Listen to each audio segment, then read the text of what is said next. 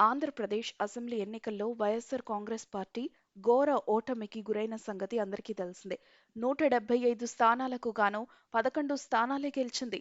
గత ఎన్నికల్లో 150కి పైగా స్థానాలు గెలిచి ఈసారి ఇంత తక్కువ సీట్లు సాధించడం అందరికీ షాకింగ్ గా అనిపిస్తుంది. ఇక టీడీపీ, బీజేపీ, జనసేన కూటమి సంచలనం సృష్టించింది. ఏకంగా 164 స్థానాల్లో విజయం సాధించడం విశేషమని చెప్పాలి.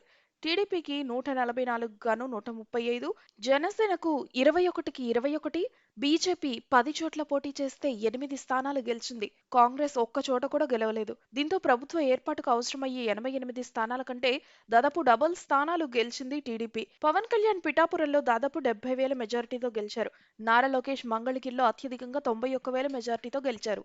అయితే కూటమి నేతలు చంద్రబాబు నాయుడిని ముఖ్యమంత్రిగా ప్రతిపాదించడంతో నేడు చంద్రబాబు నాయుడు ప్రమాణ స్వీకారం చేస్తున్న సంగతి అందరికీ తెలిసిందే.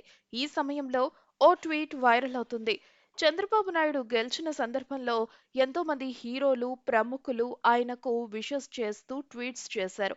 అందులో భాగంగా తెలంగాణ ముఖ్యమంత్రి రేవంత్ రెడ్డి కూడా ట్వీట్ చేశారు. ఆ ట్వీట్ కి వచ్చి నరేంద్ర మోదీ రిప్లై ఇస్తూ, నాయుడు గారు, అసలు మీరు చీఫ్ మినిస్టర్ అవడం ఎందుకు? ప్రైమ్ మినిస్టర్ అయ్యే ఛాన్స్ ఉంటే వెళ్లి ఇండియా కూటమిలో కలవండి అని కామెంట్ చేశాడు. దీనికి కౌంటర్ గా, ఒకవేళ బీజేపీ చెప్పినవి నెరవేర్చకపోతే ఏపీకి తర్వాత జరిగేది అదే అని ఒకరు కామెంట్ చేశారు. దీనికి నరేంద్ర మోదీ, అవునా, అసలు ఏపీ ఏం కోరుకుంటుంది అని అడిగాడు. మేమసలే సెలబ్రేషన్స్ లో ఉంటే మధ్యలో నీ గొడవేంటి పోరా అని ఫ్యాన్స్ కామెంట్స్ చేశారు.